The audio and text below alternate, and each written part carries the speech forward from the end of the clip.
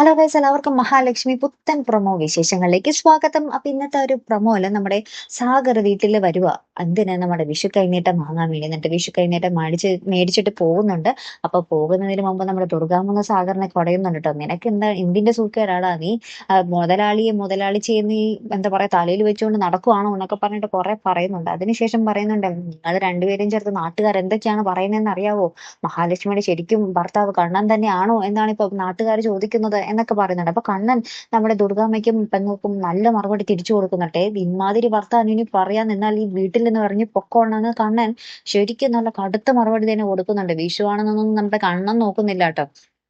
അതിനുശേഷം നമ്മുടെ മഹാലക്ഷ്മി അമ്പലത്തിൽ പോവുക.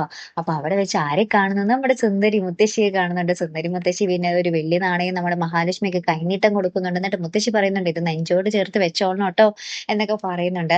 അപ്പൊ ഈ ഒരു ഇവരിങ്ങനെ മുത്തശ്ശിയും നമ്മുടെ മഹാലക്ഷ്മിയും കൂടി സംസാരിച്ചുകൊണ്ട് നിൽക്കുമ്പോഴായിരിക്കും നമ്മുടെ കരുണയും മുത്തശ്ശിയും കൂടി അമ്പലത്തിൽ വരുന്നത്. അപ്പൊ കരുണ ഇത് കാണുന്നുണ്ട്. അപ്പൊ കരുണ നമ്മുടെ മുത്തശ്ശിയെ കാണിച്ചു കൊടുക്കുന്നുണ്ട്. അതേ മുത്തശ്ശി മഹാലക്ഷ്മിയുടെ കൂടെ ആരൊക്കെയോ ഉണ്ടല്ലോ എന്നിങ്ങനെ കാണിച്ചു കൊടുക്കുന്ന ഒരു നിമിഷം തന്നെ ആട്ടോ കൂട്ടുകാരെ ഏറ്റവും ഒടുവിൽ നമുക്ക് കാണാൻ സാധിക്കുന്ന കാഴ്ച. അപ്പൊ എന്തായാലും കാത്തിരുന്ന് തന്നെ കാണാലോ. ഒരു അടിപൊളി എപ്പിസോഡായിട്ട് വരാൻ പോകുന്നത് നമുക്ക് നോക്കാം.